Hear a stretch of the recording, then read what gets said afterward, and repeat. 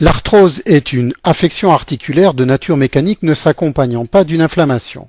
On constate un bouleversement de l'articulation qui s'aggrave avec le temps. Il s'agit de modifications anatomiques avec, entre autres, une destruction des articulations, surtout le cartilage dans un premier temps, puis le tissu osseux situé sous ce cartilage dans un deuxième temps. Nous allons voir en détail tout ceci.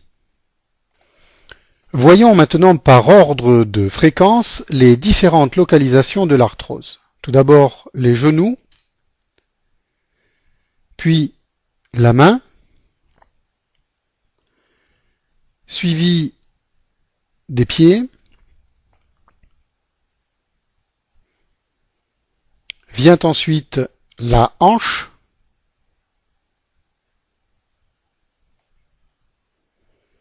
la région cervicale, c'est-à-dire le cou, et pour terminer, le bas du dos, c'est-à-dire la région lombaire. Les gestes quotidiens, comme par exemple le mouvement de la main, sont possibles grâce aux articulations. Par définition, une articulation est un mode de jonction de pièces osseuses qui sont mobiles le plus souvent. C'est le cas du poignet que nous voyons ici. Le poignet est constitué par les os du carpe correspondant à la paume de la main et le radius, et le cubitus d'autre part. Pour mieux saisir le mécanisme intime d'une articulation, nous allons faire disparaître, pour simplifier la compréhension, les autres os du carpe que nous allons voir maintenant en détail. La flèche rouge survole successivement le lunatum, le triquetum, le pisiforme, l'amatum, le capitatum, le trapézoïde et le trapèze, ainsi que l'ulna, qui est l'autre os de l'avant-bras. Nous allons faire disparaître maintenant l'ensemble des os du carpe pour ne laisser que le radius recouvert de cartilage de couleur bleue. Nous constatons que celui-ci est constitué d'une certaine épaisseur qui permet de faciliter les mouvements articulaires. Pour mieux saisir la composition exacte du cartilage, il est nécessaire de se rapprocher de celui-ci afin de pénétrer à l'intérieur de façon à visualiser avec encore plus de détails la constitution intime du cartilage.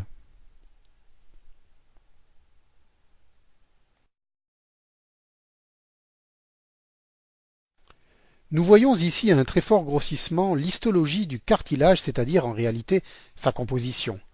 Il faut retenir que le cartilage est constitué essentiellement d'os et de fibres de collagène que nous voyons ici en couleur bleue et violette. En rouge, il s'agit des chondrocytes, c'est-à-dire des cellules cartilagineuses proprement dit.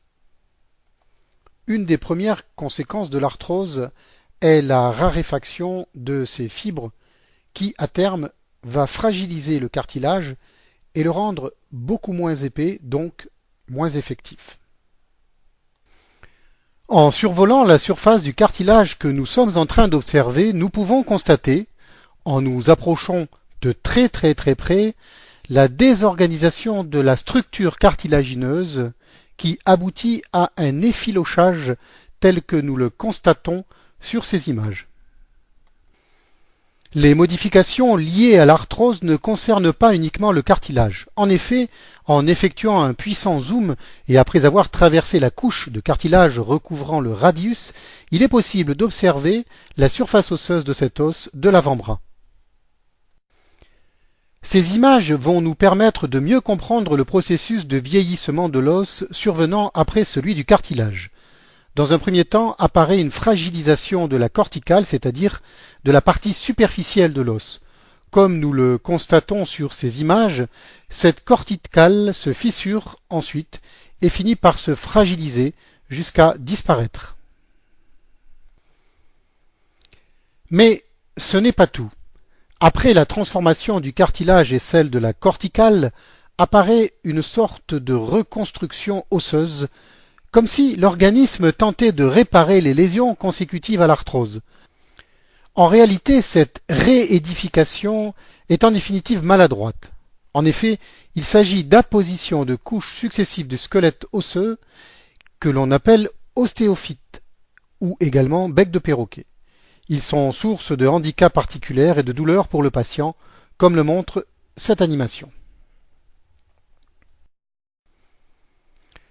Nous allons étudier maintenant l'arthrose de la hanche, qui est appelée également articulation coxo-fémorale. Elle unit deux parties, le bassin, plus précisément la région coxale, qui appartient à l'os iliaque, et le fémur, plus précisément la tête de celui-ci. On constate donc qu'à ce niveau, la tête du fémur pénètre dans une cavité appelée la cavité cotyloïde. Les surfaces articulaires sont maintenues en contact grâce à la capsule articulaire, des ligaments et des muscles. Il s'agit d'une articulation particulièrement solide, mais très mobile, permettant des mouvements variés. La séquence précédente nous a montré de quelle manière la tête du fémur pénètre à l'intérieur de la cavité cotyloïde de l'os iliaque. En réalité, les deux surfaces articulaires sont recouvertes de cartilage, ici en bleu, permettant ainsi un meilleur glissement. La séquence suivante nous permet maintenant également de visualiser le ligament de la tête du fémur. Ce ligament permet de maintenir fermement ces deux structures anatomiques dont nous venons de parler.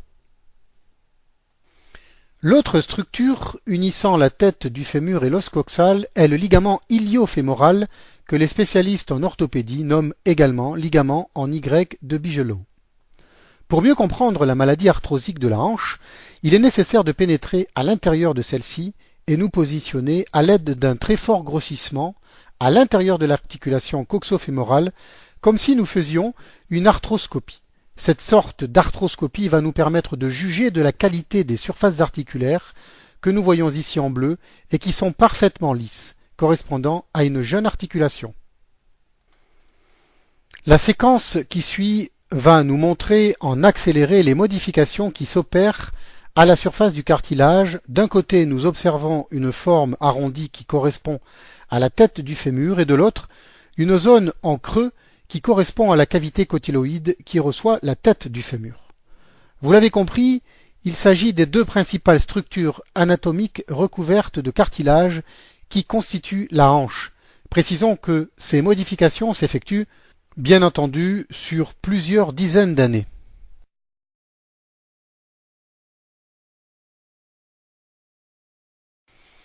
Le vieillissement et l'usure du cartilage s'accompagnent d'un effilochage mais aussi d'un morcellement de celui-ci qui se traduit par l'apparition de minuscules fragments cartilagineux qui finissent par envahir le liquide synovial de l'articulation coxo-fémorale, c'est-à-dire de la hanche. La séquence suivante va nous permettre très schématiquement de reprendre toutes les étapes fondamentales qui caractérisent l'arthrose. Une articulation normale comme celle que nous voyons actuellement est constituée de deux parties qui s'articulent. L'arthrose se caractérise d'abord par une diminution de l'épaisseur du cartilage qui se désorganise de plus en plus.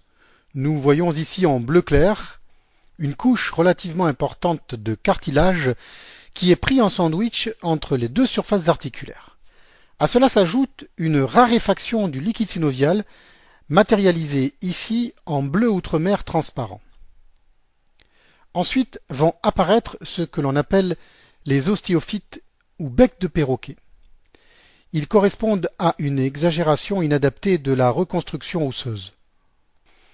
Enfin, dernière étape, et non la moindre, le patient souffre de perturbations locomotrices qui s'accompagnent d'une diminution de la force musculaire qui fait suite à un amoindrissement de l'amplitude des mouvements consécutifs aux différentes lésions que nous venons d'énumérer. L'arthrose est source de désorganisation cartilagineuse et osseuse comme nous le visualisons maintenant.